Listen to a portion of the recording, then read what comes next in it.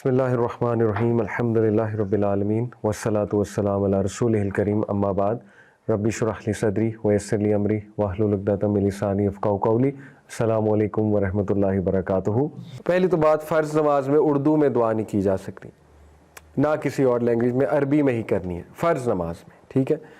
باقی یہ کہ آپ مزید دعائیں بالکل کر سکتے ہیں، قرآنک دعاز بھی کر سکتے ہیں سجدے میں فرض نماز میں، لیکن بہتر یہ ہے کہ وہ کریں جو اللہ کے نبی نے سکھائی ہیں۔ وہ 7-8 دعائیں ہیں۔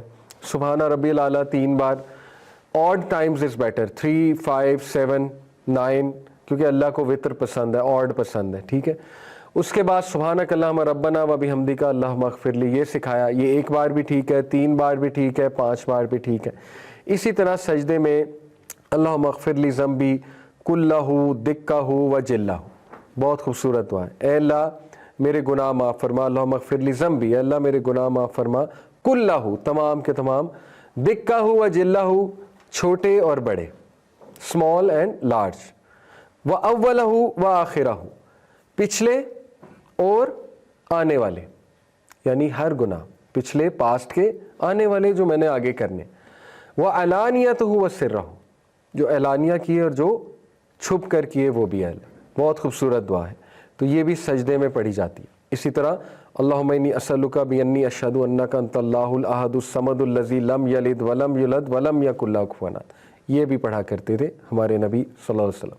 اسی طرح سبوح قدوس رب الملائکۃ والروح، سبوح کا مطلب ہے پاک ہے اللہ، قدوس ہولی ہے اللہ، قدس سے نکلا نا، ہولی لینڈ، قدس کہتے ہیں نا مقصہ کو، قدوس ہولی ہے اللہ سبحانہ۔ رب الملائکۃ والروح، ملائکہ اور روح کے رب ہیں، اینجلز کے اور جبرائیل اسلام کے رب ہیں۔ یہ بھی سجدے میں کہتے تھے ہمارے، یہ سجدے میں بھی کہتے تھے، رکوع میں بھی کہتے تھے۔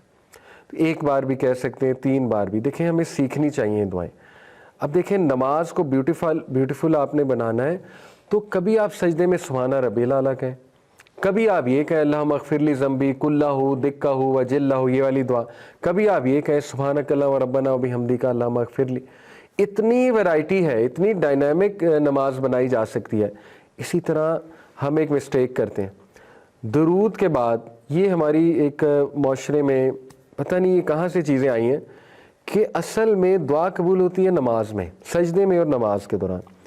درود کے بعد دعا قبول ہوتی ہے، حدیث ہے التحیہ میں درود کے بعد دعائیں کرو۔ صحابہ کہتے ہیں نبی صلی اللہ علیہ وسلم اتنی دعائیں کرتے تھے درود کے بعد کہ ہم کہتے تھے سلام پھیرنا بھول گئے، نبی صلی اللہ علیہ وسلم سلام پھیرنا بھول گئے۔ ہم کیا کرتے ہیں، پتہ نہیں کیوں کرتے ہیں ایسے، درود کے بعد ایک دعا، اونلی 1 دعا، ربی جعلنی مقیم الصلاۃ، جو بچپن سے قاری صاحب نے سکھائی ہوئی ہے، سلام پھیر لیا جاتا ہے، جماعت کے ساتھ بات کرو، اس کے بعد ہاتھ اٹھا کے دعا کی جاتی ہے جس کی کسی کو سمجھ نہیں آ رہی، اور وہ صرف اینڈ میں ایک جملہ سمجھ میں آتا ہے صلی اللہ علیہ وسلم، اور پھر اس طرح ہاتھ پھیر لی جاتے۔ ٹھیک ہے، جماعت کے بعد کبھی کبھی دعا کی جا سکتی ہے اس طرح سے، اگر ضروری کوئی موقع ہے اجتماعی دعا بیماروں کے لیے، لیکن اس کو روایت بنا لینا کہ اس کے بغیر نماز ہی نہیں ہوئی، یہ پتہ نہیں کہاں سے آیا۔ اس طرح کی باتیں اکثر آپ کو بزرگ ڈانٹ دیتے ہیں کہ تم نے دعا نہیں کی۔ بھئی نماز ساری کی ساری دعائیں، کیا مطلب دعا نہیں کی ساری؟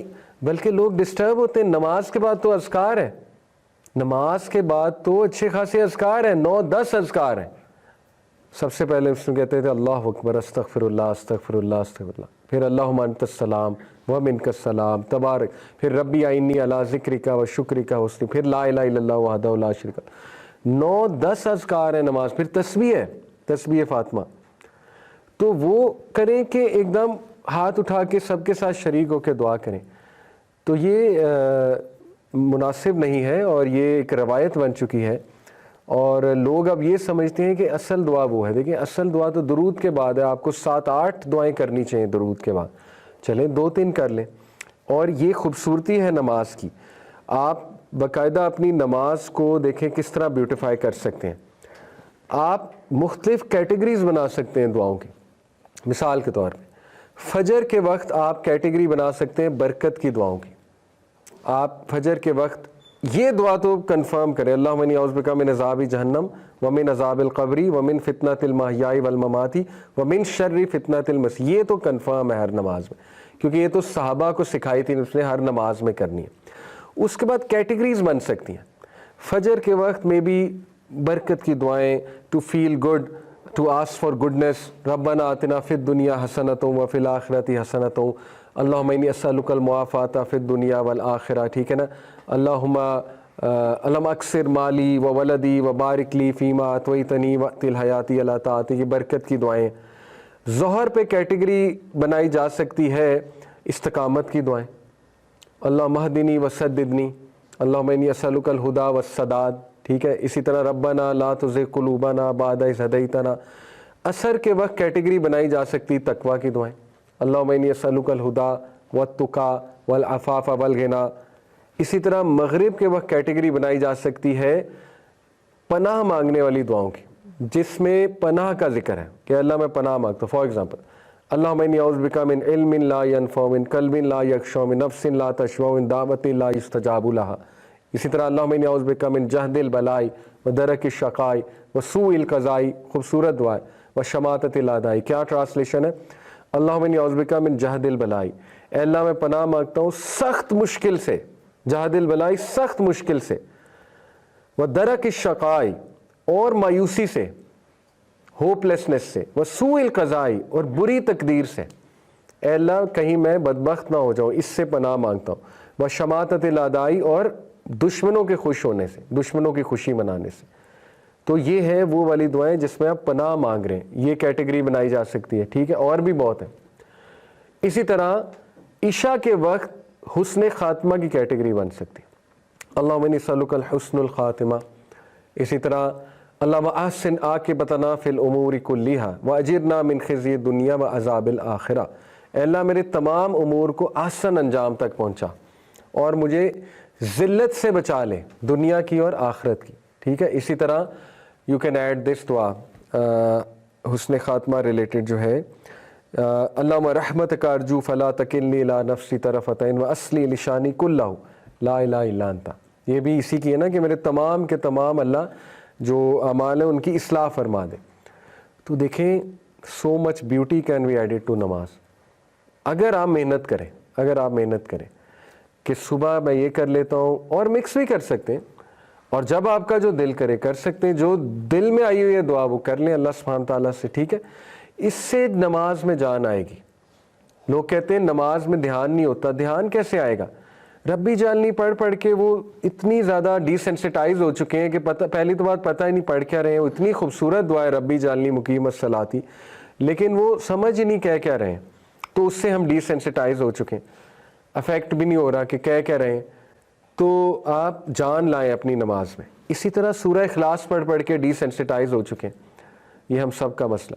تو اس میں مختلف سورج لائیں, حفظ کریں, 2-3 آیات حفظ کریں, پڑھا کریں اپنی نمازوں میں, مین کامن آیات, ٹھیک ہے نا.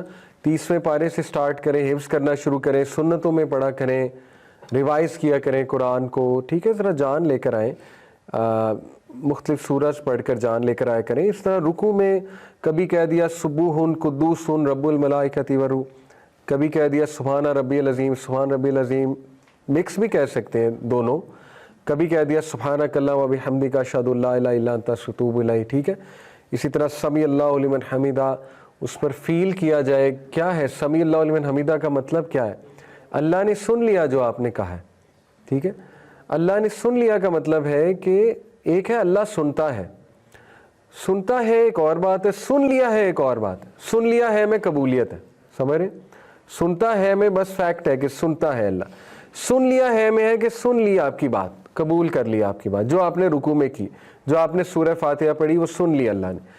اسی بات پر ہم جشن مناتے ہیں, سمیع اللہ لمن حمیدہ یہ کہہ کر ہم جشن کیا مناتے ہیں, ربنا ولک الحمد. یہ جشن ہے نا کہ اللہ نے چونکہ سن لی تو تمام کے تمام ہم کس کے لیے, اس کے لیے. اس جشن کو مزید الانگیٹ کرتے ہیں, حمدن کثیرن طیبن مبارکن فی. اس کے علاوہ اس میں ایک جملہ کہتے تھے, ابھی میرے ذہن سے نکل گیا, وہ بڑا خوبصورت جملہ ہے کہ اتنی حمد جو آسمانوں کو بھر دے, زمینوں کو بھر دے, اور ہر شے کو بھر دے, زمین و آسمان کے درمیان ہر شے, اتنی حمد اللہ کے لیے. یہ خوشی کیوں منائی جا رہی ہے؟ کبھی آپ نے سوچا ہے حمدن کثیرن. ایک صحابی تھے نبی وسلم نے کہا سمی اللہ لمن حمدہ ربنا ولک الحمد، پیچھے سے بولے حمدن کثیرن طیبا مبارکن فی۔ نبی وسلم نے جب سلام پھیرا کہا یہ کس نے کہا ہے؟ صحابی نے کہا میں نے کہا ہے، صحیح بخاری کی حدیث۔ اللہ کے نبی نے کہا میں نے 30 یا 40 اینجلز کو دوڑ لگاتے ہوئے دیکھا تمہارے الفاظ لکھنے میں، ثابت ہوا یہ پڑھو۔ نبی وسلم نے تعریف کی صحابی کی، تو وہ صحابی خوشی منا رہا تھا نا کہ واقعی حمدن کثیرن طیبا مبارکن فی۔ تو نماز میں خوشی لانی چاہیے، ٹھیک ہے؟ دیکھیں خوشی کا موقع ہے نا، سن لی اللہ نے، جو میری پریشانی تھی سن لی اللہ نے، جو میں نے کھڑے ہو کے مصلی پر بیان کیا تو اللہ تک پہنچ گئی میری صدا۔ تو یہ ایموشنز لانا نماز میں بہت ضروری ہے انشاءاللہ۔ جزاکم اللہ خیر۔ سبحانہ